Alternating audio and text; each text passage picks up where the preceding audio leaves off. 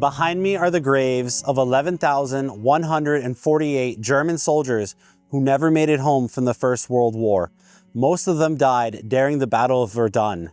This is Consenvoye German War Cemetery, and today we're here to find out some of the stories of the individuals who are buried here. This is Consenvoye, a German First World War cemetery in France's Meuse region in the wider Verdun landscape. But what you're looking at here wasn't built during the fighting.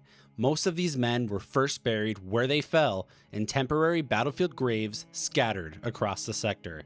After 1918, many of the German dead were still lying in small provisional graves across the former battlefield. The land, however, was being cleared and restored. Even years later, remains were still being found, so the French military concentrated these scattered burials into a permanent collecting cemetery, places that could be recorded, protected, and maintained. In 1920, Consenvoye was created for exactly this reason. The men reburied here came from both sides of the Meuse across a wider sector between Verdun and Heinrich, and from the surrounding fighting zones like the Argonne.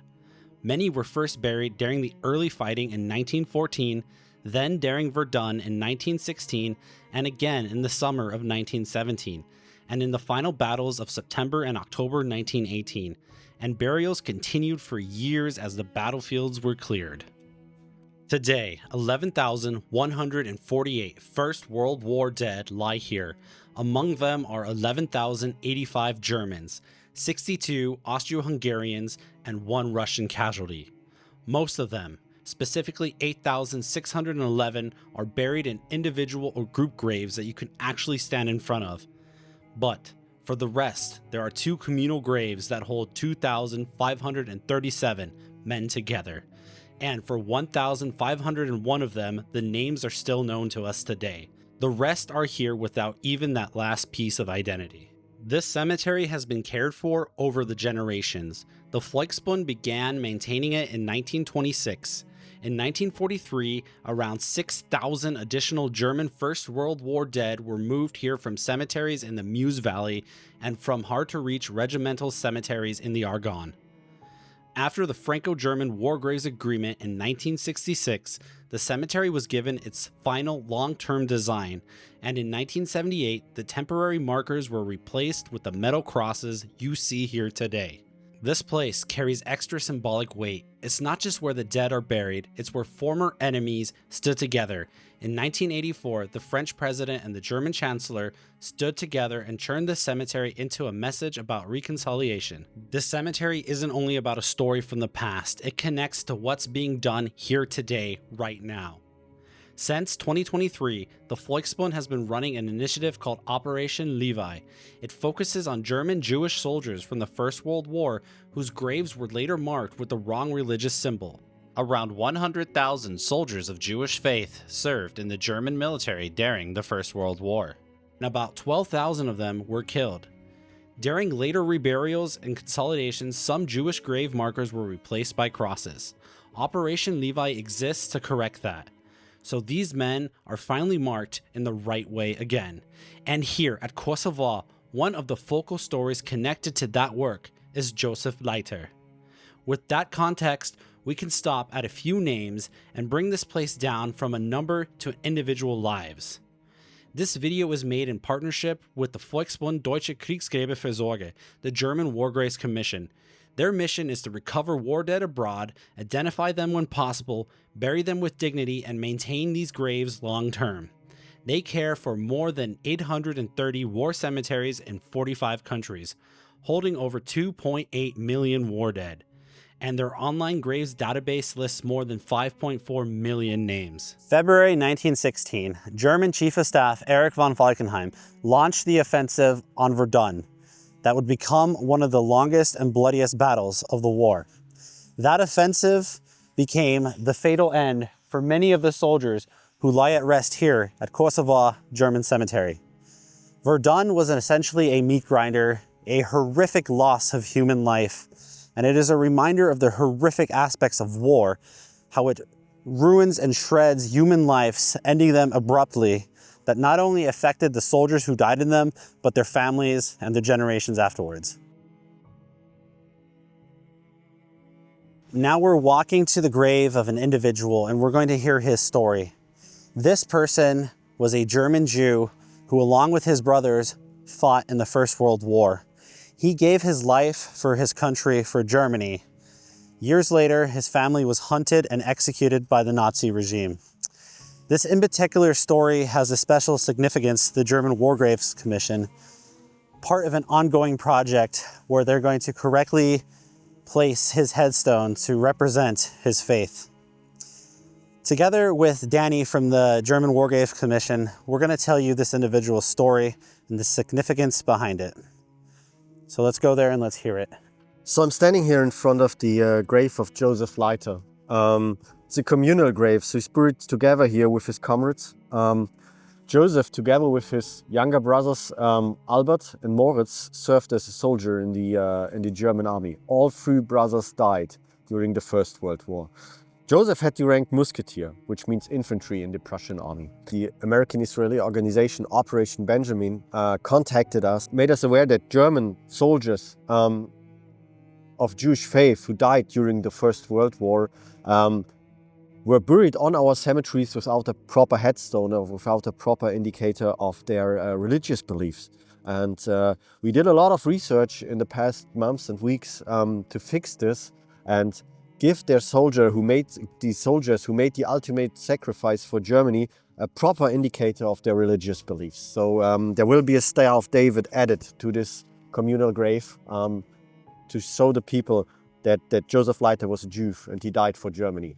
So the sad story of the Leiter family continues even after the First World War. It's not only that the family lost 3 of her sons for Germany, there was an ultimate betrayal to the sacrifice of these German soldiers.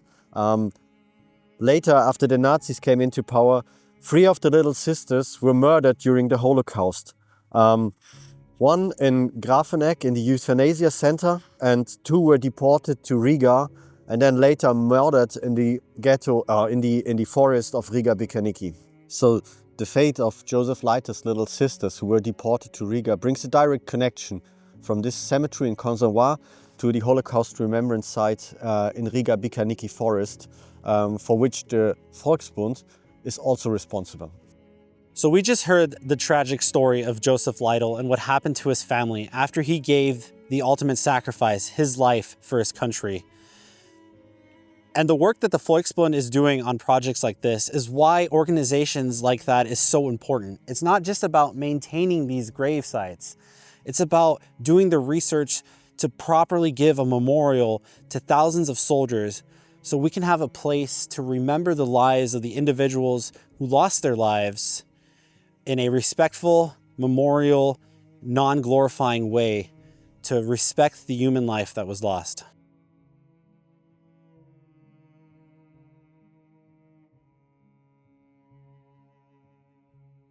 Georg Heinrich Asche was born on the 6th of June 1896 in Kassel.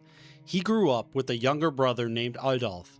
His father had served in the military in the Hannoversche Jäger Battalion No. 10, so military service wasn't some distant idea in this family. When the First World War began, Georg, like so many of his generation, volunteered. Georg served as a Gefreiter in the 5th Jäger Regiment zu Pferde No. 12.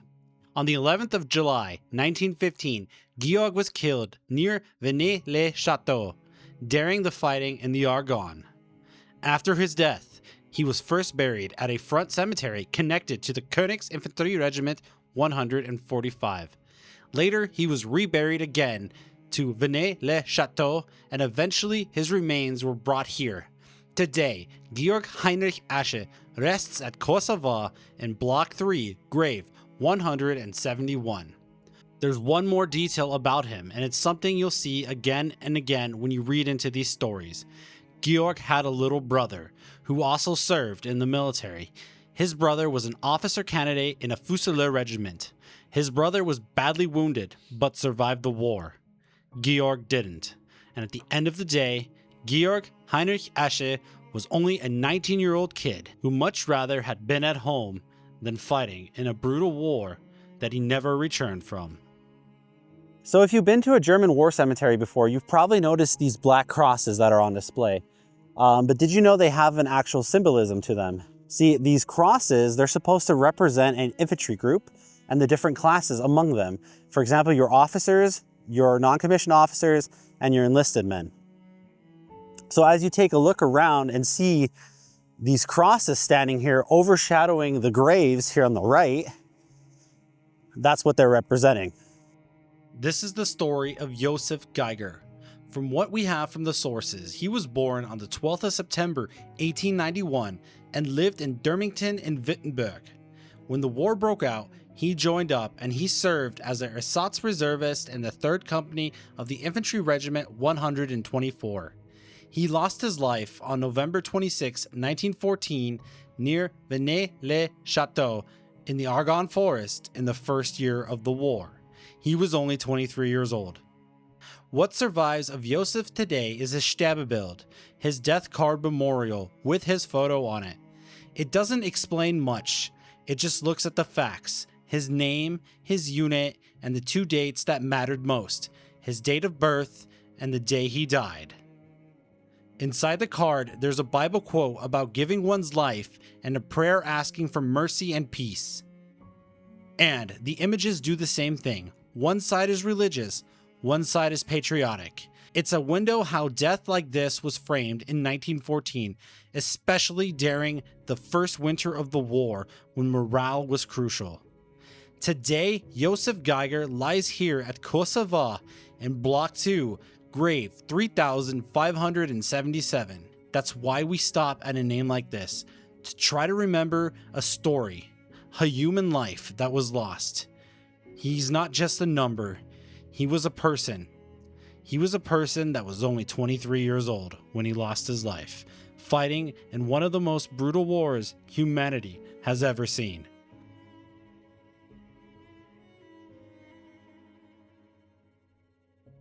So we just took some time to learn a little bit about the story from Josef Geiger. Now we're making our way to the next story, that of a gentleman named Karl Amann. Let's go to his grave. He's also buried in a communal grave, and let's hear his story. Karl Amann came from what is today Baden-Württemberg, and in the First World War he served as a reservist in the 2nd Company of the 123rd Grenadier Regiment. On the 2nd of March 1915, he was killed, just like Josef Geiger, in Venay-le-Château in France. He was only 25 years old.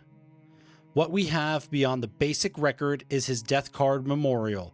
It calls him a dear son and brother, and it states that he died in France as a reservist on the 2nd of March in his 26th year. It's not a long biography, but it's a reminder that for the people who knew him, this wasn't just a battle on the map. It will forever be a remembrance of the person who was gone. Today, Karl Amann lies here at Consenvoye, Block 3, grave 826. And back home, where he's from, his name is still remembered on the local memorial. At the end of the day, remembrance or not, Karl Amann was only 25 years old and much rather have kept his life than falling in France. Karl Amann was a German reservist who lost his life during the First World War, and having that death notification from him adds a little of a personal touch to his story.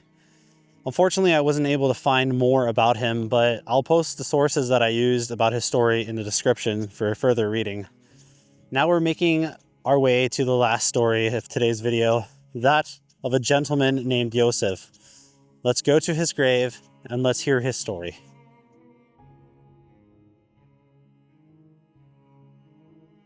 Josef Eberheissinger. He was born on the 17th of January 1879 and came from a place named Mering. What makes him different than the majority of the people buried here is he wasn't a teenager. He was 39 years old when he died.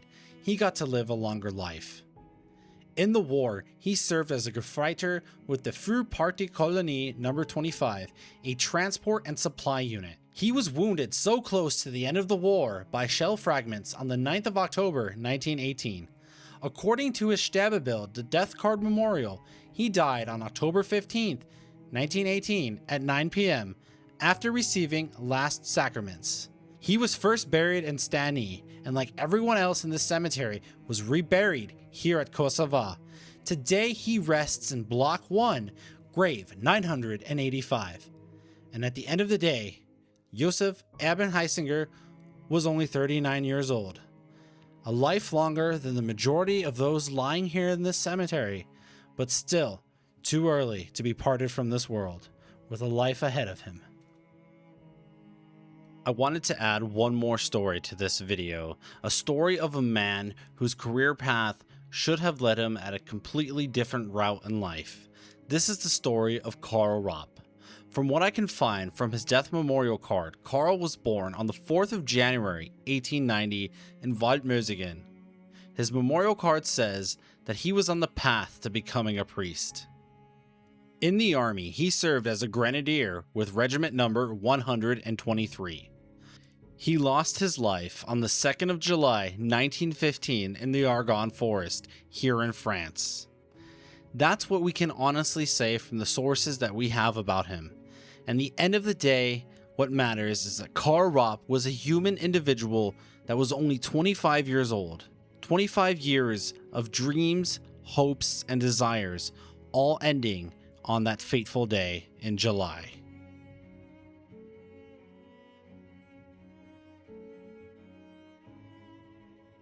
One thing that I find really interesting about German war cemeteries is that they're all a little bit different from each other. They all have their own unique qualities. And it's important to come to a place like this if you've never been to one, because it helps you add to the historical understanding of what happened here. It lets you see the tragic human loss that was suffered. So that brings us to an end of today's video here at the German War Cemetery at Consenvoye. We looked at some of the individual stories of some of the people who are buried here. If you felt like you learned something from this video, please give it a like and subscribe to the channel so we can continue learning together. Also, if you think that the work that is being done here in maintaining graves like this is important, take a look at the German War Graves Commission and some of the projects that they're working on. I really thank you for watching the video, and I look forward to seeing you guys in the next one. Until then.